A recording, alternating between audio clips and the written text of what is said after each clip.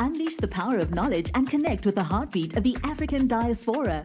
Download our African Diaspora News Channel app now on Google Play and Apple App Store. Stay informed with authentic and diverse perspectives, breaking news, and cultural insights. Immerse yourself in a community that celebrates unity, resilience, and progress. Experience the vibrancy of the diaspora at your fingertips. Don't miss out. Empower your perspective today. Search African Diaspora News Channel and join the conversation. My name is Naledi Mfoloe, and it is my absolute pleasure to welcome you to the latest edition of the African Diaspora News Channel, where we unravel the stories that shape our world and our communities. Could 2025 be the year that Orania sees its first Black residents? Well, Orania, which is a small town in the Northern Cape, has for decades now remained a symbol of racial segregation, which is clinging to its origins as a white-only enclave. But despite the collapse of the apartheid more than 30 years ago, the town continues to defy the spirit of our democratic society. And today, this debate takes center stage with the economic freedom fighter, the EFF, leading a charge to challenge Orania's status as a haven for Afrikaners only. Now, the town's refusal to accept Black South Africans or anyone who is not descended from Dutch settlers has long been justified by the claim that the community has the right to preserve its cultural traditions. But in 2025, with the country still grappling with the ideals of unity and non-racialism, the question must be asked, should such places where Black South Africans are basically actively excluded even exist in a democratic society? Meet Shadrach Schlaule, a senior leader of the Economic Freedom Fighters Party. He vows to become the first Black resident of South Africa's notorious whites-only town, Orania. I am going to be a resident of Orania. I'm going with my collective, the leadership of the EFF. I'm going to fight tooth and nail that we are going to be one society and be inclusive. Schlaule was speaking on 22nd April after leading dozens of EFF members in a protest against the racist enclave. The EFF wants the government to take legal action against the existence of Orania. The party says such race-based settlements have no place in post-apartheid South Africa. Only white people descended from Dutch colonial settlers are allowed to live in Orania. This has turned the town, which was created just before the fall of apartheid, into a source of tension for decades.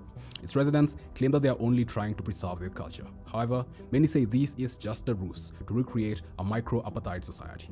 The African National Congress-led government has also been condemned for failing to take a tough stance against the town, something critics say has emboldened its residents.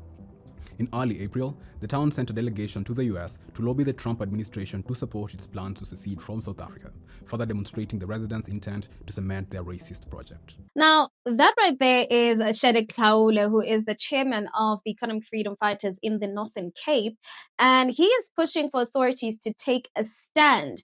And on April 22nd, he led a protest in which the party presented a petition to the regional government calling for the dismantling of this white-only Afrikaner enclave. And Schlaule even vowed to be the very first Black resident of Orania if authorities refuse to rule the town's exclusionary policies as illegal, meaning that they vow to build houses in and around Orania.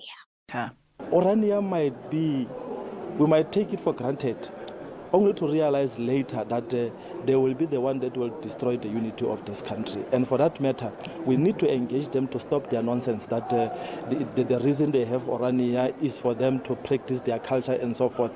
Why are they part of this legislature? Why are they part of councils? Why are they doing business with Black people and say to us that they can't stay with us in their neighborhood? That's nonsensical. And as the EFF, we're going to engage the premier to start negotiating with those racist people. If I would be a president for more than 3 hours, I would declare that people must go and build in Orania. Black people must go and build there. Now, let's be clear, right? The heart of the issue here is the very idea that in 2025, there are still places in South Africa where Black citizens are not allowed to live simply because of the color of their skin. So the Northern Cape's EFF branch has raised quite serious concerns about Orania's status, arguing that the town violates our constitution. And they claim that the existence of such a town goes against the principles of inclusivity and non-racialism that South Africa's democracy was founded upon.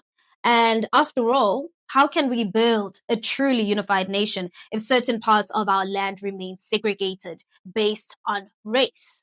If you want to march rather, march to work, march to institutions that help your people. Marching now and again and every time to dissolve and to attack and to disintegrate and to deny, that's not good. That I think, if we want to speak about disunity and being disloyal and things like that, I think that is definitely more in that metaphor of destruction. I mean, personally, I think it's time that we have a serious conversation about Orania and similar places that still exist in South Africa, like Fontaine as well. Because for me, this isn't just about a town in the Northern Cape. This is a reflection of the mindset that some people continue to hold in this very country, which is a mindset that believes in segregation and in preserving traditions that exclude the majority of South Africans. So we have fought long and hard for freedom, for equality, and for a country where all people, regardless of their race or background, could live together in harmony. So the idea that the town like Orania still operates in 2025 while the rest of the country is trying to move forward is quite baffling. And I mean, I do understand the argument that some people make about preserving cultural identity, right? But at what cost? Because we cannot continue to protect spaces that divide us. We cannot allow any part of this country to exist as a state within a state. That's a direct throwback to the tactics of apartheid, and it's not something we can tolerate in a democratic South Africa. And I know some people in Orania and places like it might argue that they have a constitutional right to self-determination, which is under Article 235 of our Constitution. But even this should be challenged. Can we really say that self-determination includes the right to live in an area where only one racial group is allowed? And can we, as a nation, accept that in 2025, some South Africans still can't buy property simply because they're Black? I say no. South Africa cannot and should not have areas where discrimination based on race, based on culture, or based on language is allowed to exist. That's not who we are. That's not the South Africa we envisioned when apartheid ended. I mean, if you ask me, I think that they are a painful reminder of the past we all worked so hard to move from. And it's time for us to take a stand against such exclusionary practices. The people of Orania need to understand that this country belongs to all of us and not just a select few. No one should be denied their basic rights and dignity just because of their race. I mean, that's not freedom. That's not justice. And most importantly, it's not South Africa. So as we watch the story unfold, let's remember this is about the kind of country we want to be. So let's make sure it's one where every South African, no matter their race, has the right to live, work, and thrive anywhere in this land. What are your thoughts? Please, let's continue the conversation in the comments section. I really like to hear what your thoughts are. And while you're at it, don't forget to give this video a thumbs up. That's it from me. Till we meet again, it is goodbye for now.